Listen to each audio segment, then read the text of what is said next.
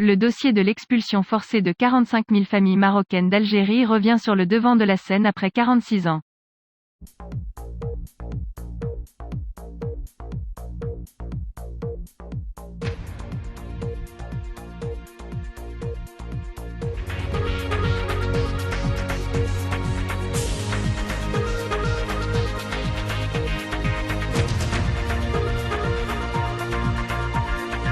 La question des citoyens marocains expulsés d'Algérie en 1975 est revenue sur le devant de la scène après le renouvellement des structures d'une association marocaine préoccupée par cette question.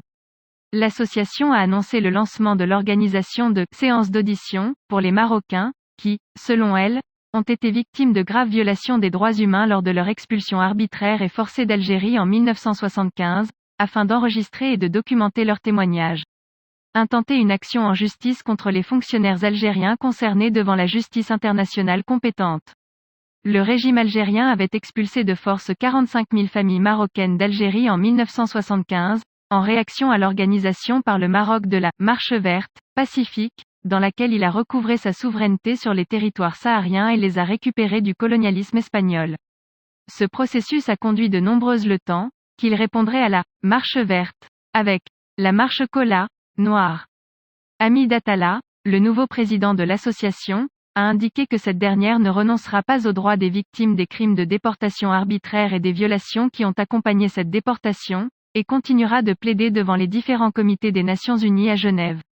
Et donnera suite au mémorandum de demande en faveur des victimes qu'il a soumis au Comité international pour la protection de tous les droits des travailleurs migrants et des membres de leurs familles, ainsi qu'au Comité des droits de l'homme chargé de mettre en œuvre le pacte international relatif aux droits civils et droits politiques. Le journal, Bayan Al-Youm, a cité le chef de l'association disant que les violations flagrantes des droits de l'homme dont environ 45 000 familles ont été victimes constituent un crime contre l'humanité que les mécanismes de justice internationale devraient s'employer à suivre pour obtenir réparation. Les victimes et la réparation des dommages auxquels ils ont été exposés, car ils vivaient dans des conditions tragiques avec leurs enfants et leurs familles.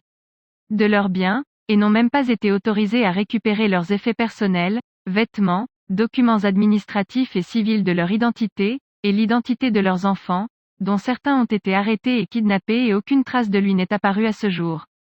Et il a ajouté, 45 familles vivent de manière légale et légale sur les terres algériennes depuis des décennies et avant l'indépendance de l'Algérie, et leur seul défaut est d'avoir la nationalité marocaine.